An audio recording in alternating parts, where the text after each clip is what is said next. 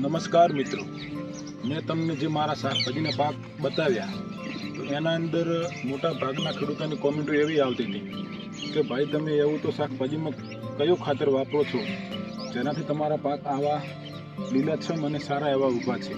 તો હું તમને વાત કરું કે હું દુનિયાનું સૌથી પાવરફુલ ખાતર વાપરું છું જેનું નામ છે જીવામૃત। તમને મનમાં એવો વિચાર આવતો હશે કે જીવામૃત એટલે શું, તો હું તમને થોડું જીવામૃત વિશે માહિતી આપ અને હું કેવી રીતે તે વાપરતો થયો એના વિશે પણ થોડું તમને હું જણાવું। મિત્રો, હું જીવામૃત 2016ની અંદર મારા મામા બની ગયા હતા ખેતીની શિબિરમાં નાસિક। ત્યાં અમને જઈ અને ત્યાં અલગ અલગ ખેતરની ફાર્મની વિઝિટો કરી તો ત્યાં અમને મળ્યા સુભાષ પાલેકર સર। સુભાષ પાલેકર સર જે ગાય આધારિત ખેતીના રચિતા હતા કે જેમણે અભિયાન ઉપાડ્યું હતું કે હું ગાય આધારિત ખેતી કરીશ અને દેશના કિસાનને ઊંચો આવે તેવા પ્રયત્નો કરીશ। તો એમની જોડેથી મેં જીવામૃત કેવી રીતે બનાવવું અને ખેતરમાં કેવી રીતે વાપરવું તે મેં જાણ્યું અને ત્યાંથી ઘરે આવ્યા પછી મેં તેને અમલમાં કર્યું। તો એની અંદર તમારે કેવી રીતે જીવામૃત બનાવવાનું હોય છે, જીવામૃતની અંદર ભાઈઓ એક લેવાનું હોય છે બેરલ।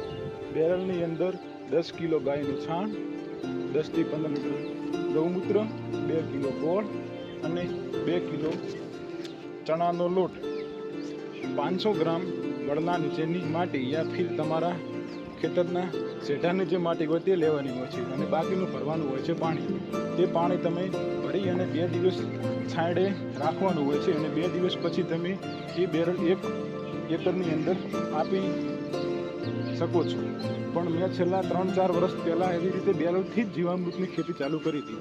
પણ એની અંદર અમારે ડ્રીપ જ્યારે ચાલુ કરતો ડ્રીપમાં થોડી અમને આવતી હતી પરેશાની મિત્રો એવી આવતી હતી કે જીવામૃત થોડું ઘટ રહેતું અને એના લીધે ડ્રીપ અમુક ટાઈમે ચોકઅપ થવાનો પ્રશ્ન આવતો હતો, જેનાથી અમે એના સોલ્યુશન માટે અમે ફરી એકવાર નાસિકની વિઝિટ કરી તો ત્યાં અમને સોમનાથ સર મળ્યા અને સોમનાથ સરના મિત્ર હતા સુદામ કુડે સર।